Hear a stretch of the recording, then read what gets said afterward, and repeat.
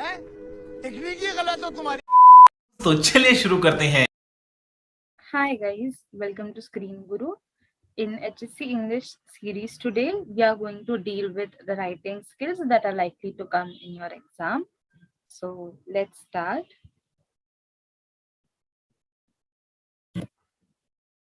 Firstly, we are going to see how to write SOPs. SOPs are statements of purpose, as in when you apply to any course or any program or any educational related anything, or even non-educational related things, but there are certain events where you have to give in writing why you want to do a particular course. You basically state your purpose of wanting to indulge in that course. So that is what an SOP is all about. First of all, do not exceed the word limit, but also do not write very less of what is given in the word limit. Mostly SOPs are written in about 400, 500 words, not less than that, not more than that. So see to it that you follow the word limit. I would suggest that you first make rough points of what you're going to write. For example, let's say that you want to apply for let's say something related to dance. So you can state that you have been a dancer for so many years, and that it is, it is a part of your daily routine. You cannot live without dance. Or you have, let's say you have been a classical dancer for a long time, and now you want to try something in another style, like you want to do a western dance, or you want to go into folk dancing. So you can jot down some points like that. Then think about what that course is going to offer.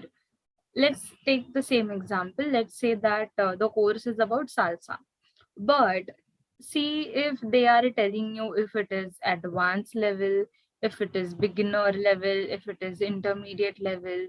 See the age group or see the timings, and think things through. There are some many small details that are given in the question many times, so try not to miss those details. Then think of ways that it can benefit you with, let's take your own personal example. Okay, not when I say think of ways it can benefit someone, don't write in general that dance will make one fit, or dance is like it adds grace to one's body. Don't mention things like that. By someone I mean you yourself. How is learning salsa from this particular workshop is going to benefit you? It can benefit you in material ways or even in non-material ways. You can just say that you are interested and you're really into it, and this particular course is like just the perfect opportunity. Or you can say that you have been learning, you completed your beginner course somewhere else, and now you want to take the advanced course, something like that. How are you going to write it? Let's see the format. In the first paragraph, introduce yourself and mention your interests. Like write your name. For example, I'll say my name is Aditi, and I have been in the dancing field for so many years. I love dance. I cannot live without it. Blah blah blah blah blah. In the second paragraph, elaborate upon why you want to do the course and how it will benefit you. I would say that elaborate with points that you have mentioned in the point number 2. So take one point, or if there are a lot of points, try to club them together. Remember that you do not have to exceed the word limit. And then lastly, emphasize on the qualities that you think will make you a good candidate. And if you have any previous experiences, mention that. For example, let's assume that this is an advanced workshop, advanced level salsa workshop. So you can say that you have learned um, something in the Western dance itself.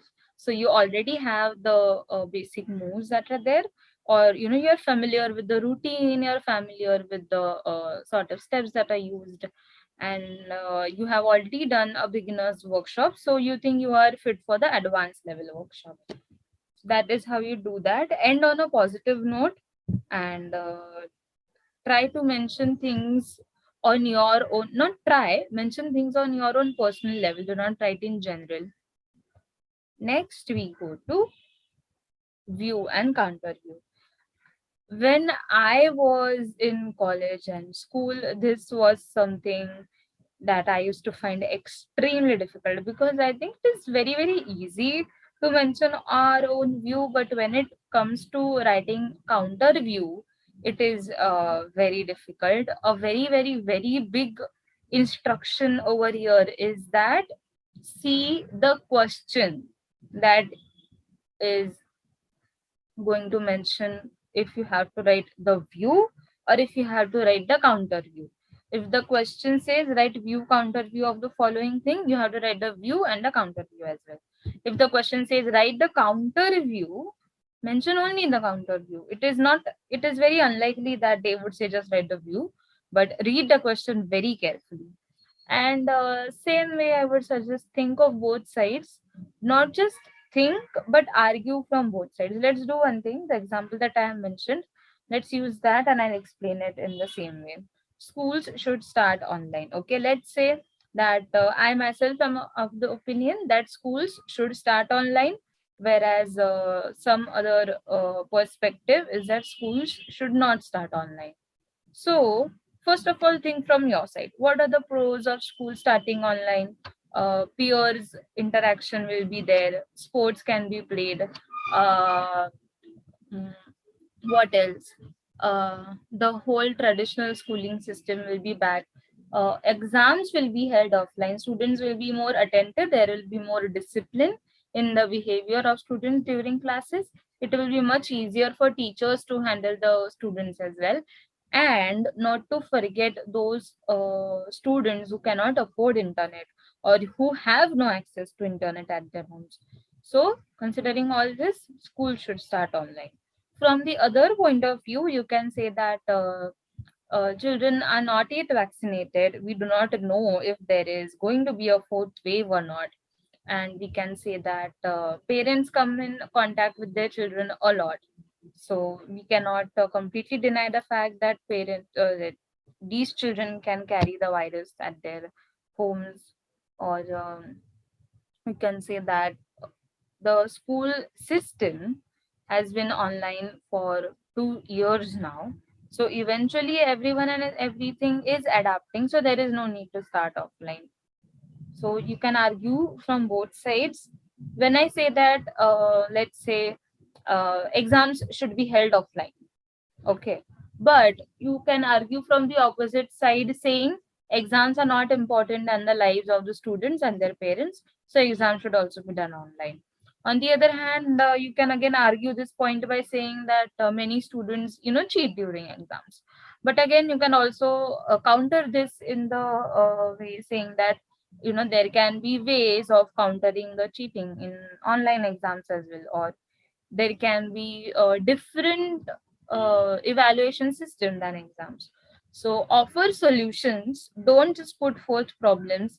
Try to include examples and facts as well. So don't just go ranting about your opinion, include examples and facts.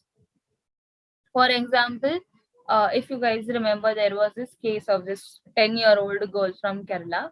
She committed suicide in 2020 because her family couldn't afford a phone and internet. So she was missing out on her online school. So out of that frustration, she committed suicide. This is a real fact. So you can mention it whenever you are writing that. Next, we go to expansion of idea. Expansion of idea is mostly like writing an essay about an idiom. For example, time is money. What is your understanding of time is money? Let's say for someone, it might be that even if one has money, but you do not have time to spend it. So, what really is important over here? Just imagine you have some elder siblings who are working, or your parents are working. They have a 9 to 5 job, let's assume, and they have to leave the home at 8 or even 7:30. Let's say that they leave the home at 7:30 and then they come back at what, around 6. Do they really have time to enjoy the money that they are earning? Do they really have time to interact with you or the people that they really care about? Do they have time to spend it with themselves? No, they don't. So in this situation, what is more valuable, what is more priceless is money. Second interpretation can also be in this way. Let's say that we are all students, okay, and you keep on doing time pass, you keep on watching just anime all day, and you just laze around and you do not study, and there is another 2 days for your exams, so you cram 2 days before. So in this context, you spend your time doing unnecessary things. Similarly, when you spend money buying unnecessary things, you go bankrupt, or you not bankrupt really, but you end up not having money for important things. So just like money needs to be used wisely, time needs to be spent wisely as well. This can be second interpretation as well. So think of ways that you can or you should apply it in your own life. You are a student, let's say, so you can give examples of how students should treat time as money. Think of ways others can apply it in real life. um, Here you can talk about the medicine field. If a patient is brought in time before time, the patient's life can be saved. But what would happen if there is a severe car crash and the patient was brought in really late? Nothing can be done in this situation. So you can apply it to different fields as well. One thing you should remember, that do not explain, you have to expand the idea, not explain it. So try to put forth interesting and different perspectives. Next we go to interview questions. This was one of my favorite things to do. I'll again use the example and explain it. uh, if you don't know yet, Gangubai Kathiawadi is a very recent and famous film of Alia Bhatt that is still being screened in cinemas. So, first and foremost, know about the personality you're going to interview. Alia Bhatt, she is an actor, she is daughter of whom and who he was, her past, her other films. Ask interesting questions and worthwhile questions. As in, this particular person, Gangubai Kathiawadi, she was a political leader of this whole red light area.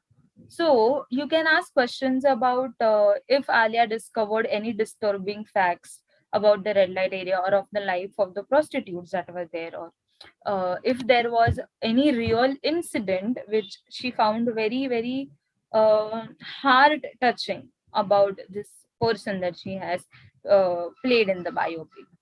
Avoid asking how did you feel when, let's say, okay, how did you feel when the role was offered to you, or how did you feel when you started shooting? Do not ask such silly and useless questions. Try to get something meaningful out of the person you are going to interview.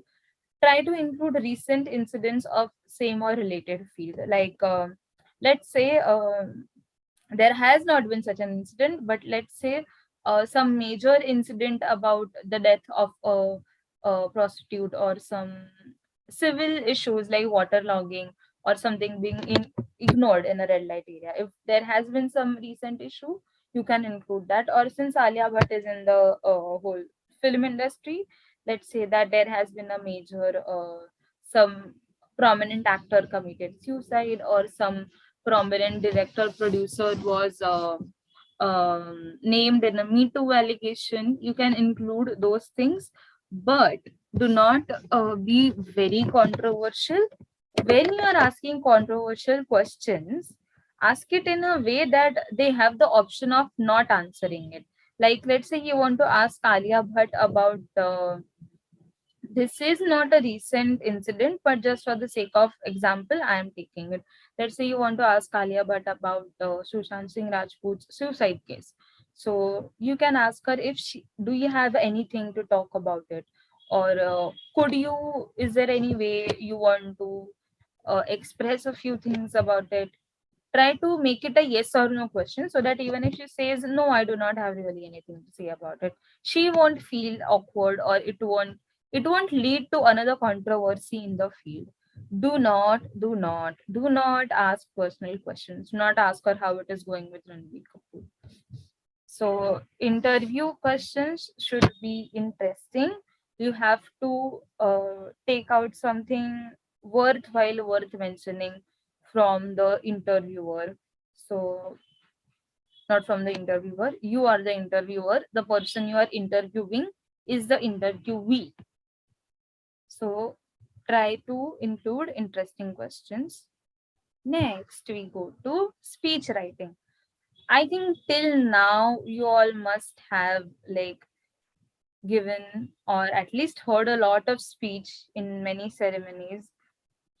Firstly, greet everyone, introduce the topic briefly.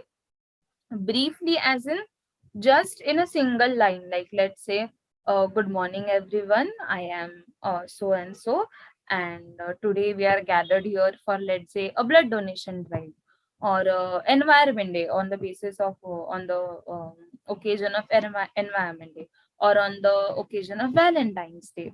If you have any special guests, welcome them, introduce them, talk about them, what are their specialities, what field they are in, what work they have done so far, and thank them for coming. If it is an event, elaborate upon what exactly you are going to do. Like, let's say, if it is a blood donation drive, you can say that this blood is going to go to so and so municipal hospital, or you are going to use this blood for the victims of a refugee camp, something like that. If it is an idea, like if you have to write speech about some proverb or something like corruption or something saying save the environment, if it is something like that, follow the steps of expansion of idea.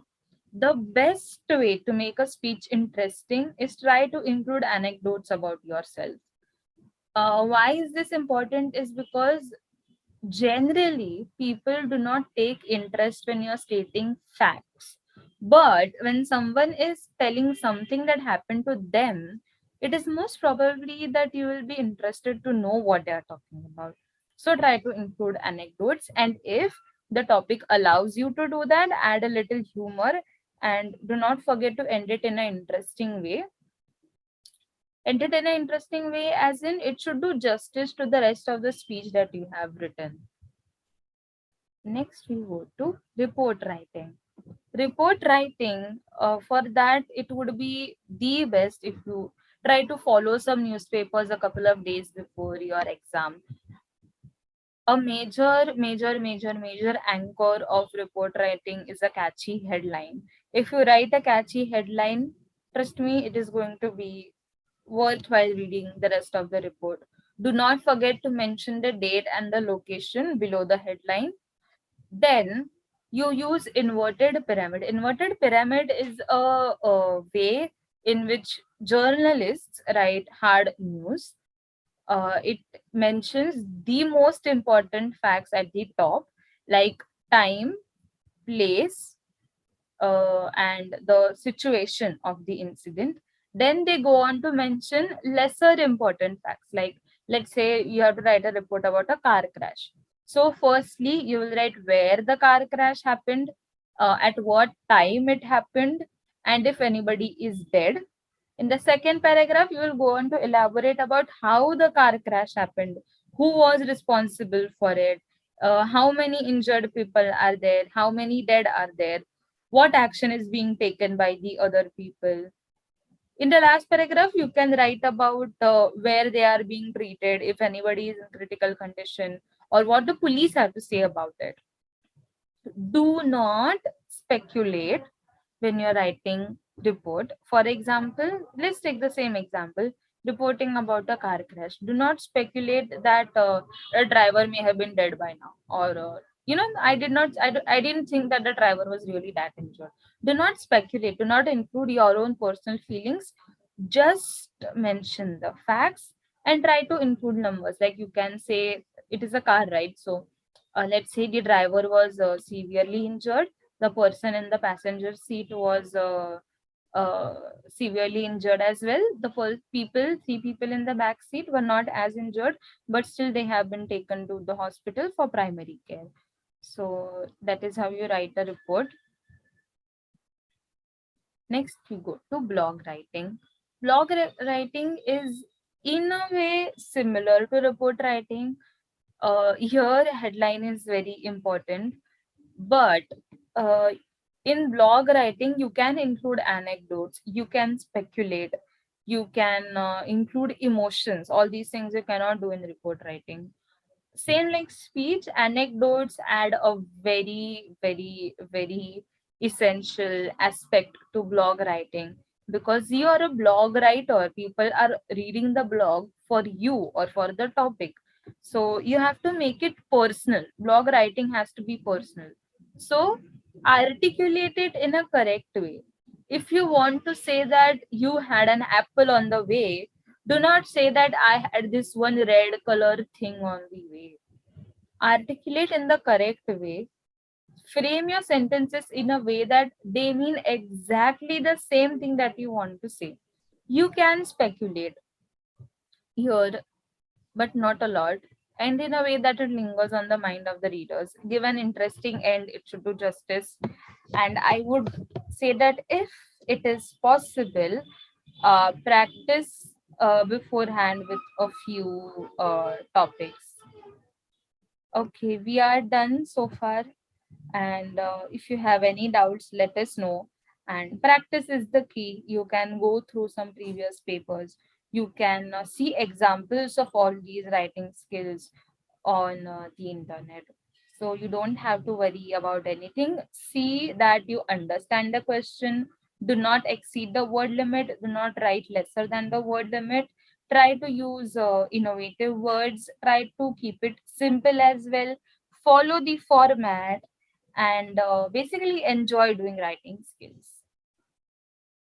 If you found the video useful, do share it with other people as well who you might think be in need of it. And thanks a lot for watching. Just then. So please whatever.